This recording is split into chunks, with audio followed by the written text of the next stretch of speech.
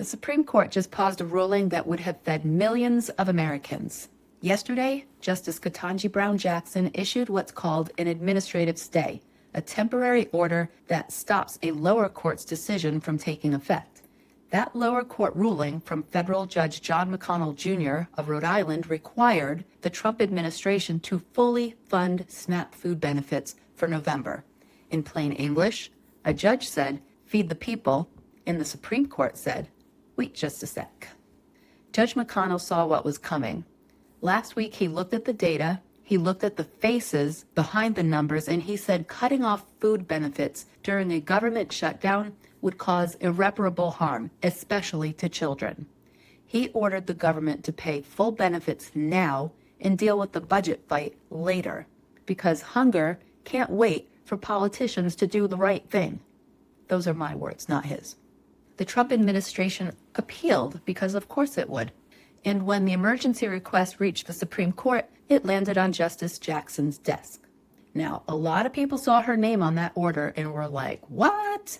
Myself included, wondering how someone known as one of the court's most liberal voices could sign off on something that keeps food from families. Well, now I know. Justice Ketanji Brown Jackson didn't choose this case. Every Supreme Court justice is assigned to handle emergency appeals from a specific region of the country.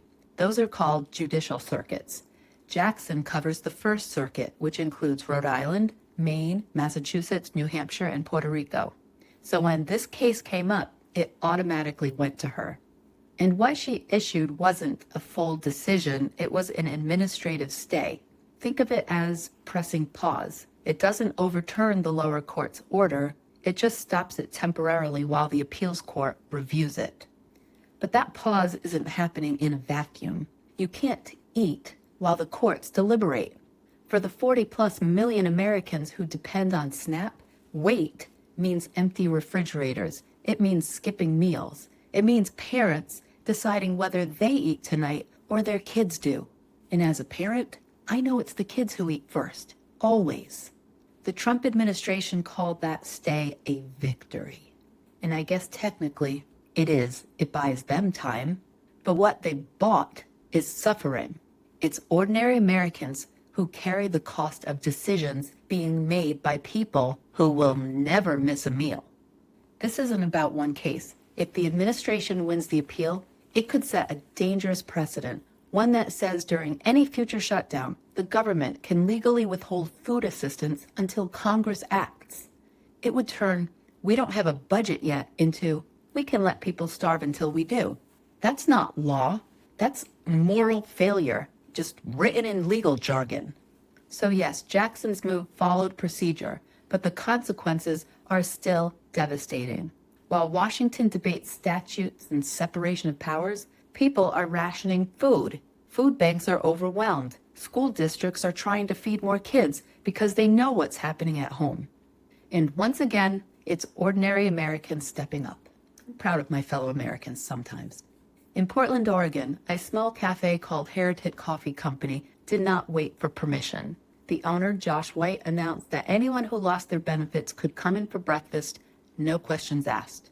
Place an order for the SNAP breakfast and you get a burrito and coffee for free. Within days, they received over $300,000 in donations from not just this country, but around the world, and it's only gone up since then. The owner said, "If our government is going to let people go hungry, we're not okay with that." And in Maplewood, New Jersey, a pizza shop called the Roman Gourmet made a similar kind of offer. Show your SNAP card, you get 2 slices and a soda for free. No paperwork, no red tape, no shame. That's what leadership and humanity looks like. Not from a bench or a podium, but from people who refuse to let their neighbors starve.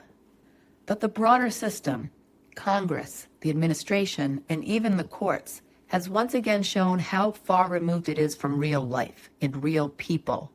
In Washington, process is a word they use like a shield to protect themselves. They talk about appropriations and constitutional boundaries and jurisdiction. They argue over commas in freaking legislation while kids go hungry. They write statements about balancing the rule of law with fiscal responsibility as if hunger were just a line item they can erase. They've turned governance into a courtroom game that only they understand. And in that game, the people who lose are the ones who don't have lobbyists or lawyers. They're the ones whose SNAP cards have stopped working at the checkout line. The administration calls it a legal issue. Congress calls it a funding issue. The courts call it a procedural issue. But for millions of Americans, it's a survival issue. This is what happens when a government forgets what its purpose actually is. When those in power stop thinking about the people living under them and start thinking about how not to be blamed. The system should serve the public. It should feed the hungry before it funds the powerful. It should care more about children going to bed with full stomachs than politicians going to bed with clean talking points about fiscal restraint. And unless this appeal is overturned quickly, this pause could become a precedent, one that says hunger is an acceptable byproduct of political dysfunction. That's not how a democracy works, and that is certainly not justice. The real justice right now is happening in places like Portland, in Maplewood, New Jersey, and in towns and cities all across the country where people still believe that feeding one another is more important than waiting for permission. Compassion shouldn't require a court order.